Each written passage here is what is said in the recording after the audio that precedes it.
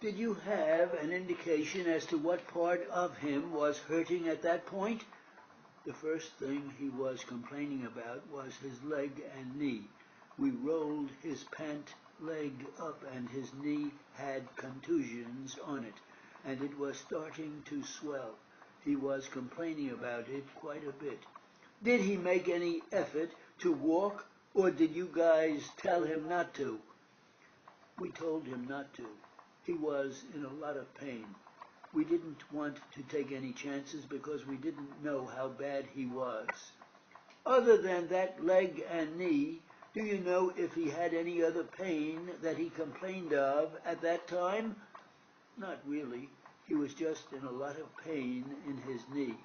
He didn't really say. His knee was his big concern at the time.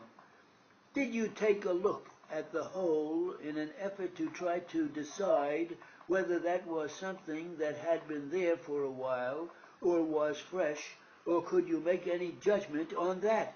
Not really. I would say it was not fresh. And you do recall there were other holes in the bottom of the car, but you don't recall how many? No. Would there have been more than one? There was more than one. What was in the car? Obviously, in the photograph, there's a bunch of wood and stuff. Do you know what that is? It's just dunnage that was left over from a previous loading. And it was common, I gather, to have some of that in the bottom of the cars? Yes. Was it fairly common to have holes in the bottom of cars? Not that unusual. Were the kind of cars that were in use here, were these double car things for, I believe, 80-foot rails? Was it common to have holes in the bottom of them? Yes. Had that been a fairly common thing for some period of time? Yes. Do you know how the holes got in the cars, or have you seen them knocked in the bottom of cars? No. So you don't know how they got there. You just know it was not infrequent to have them. Some did, some didn't. For the men working around these holes, obviously they were somewhat hazardous, I guess. Were there ever complaints to you about holes in the bottom of cars before this accident of Joe's? Yes. In your capacity, I guess, as foreman, general foreman, when you got complaints about that, what did you do? Well, depending on what the extent of the complaint was, I mean, if it was just passing, hey, you ought to go check that car out.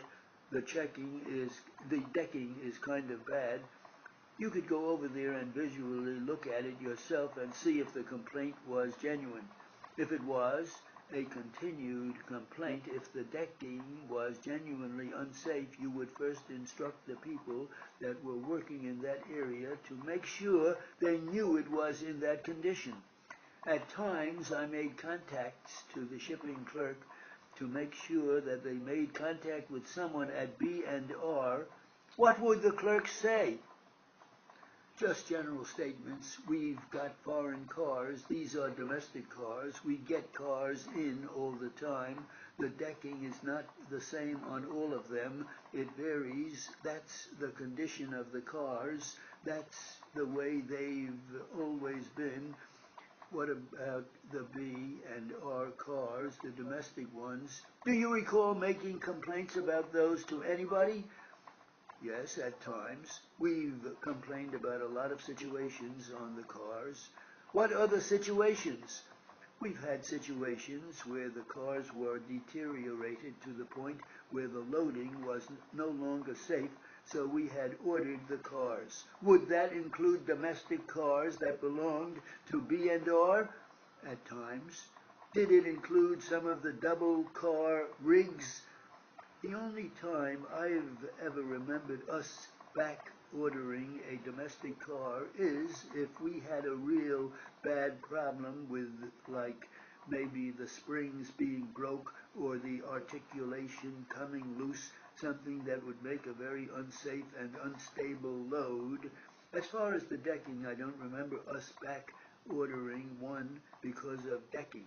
You do remember complaining about it and talking to the shipping clerk about it? I do.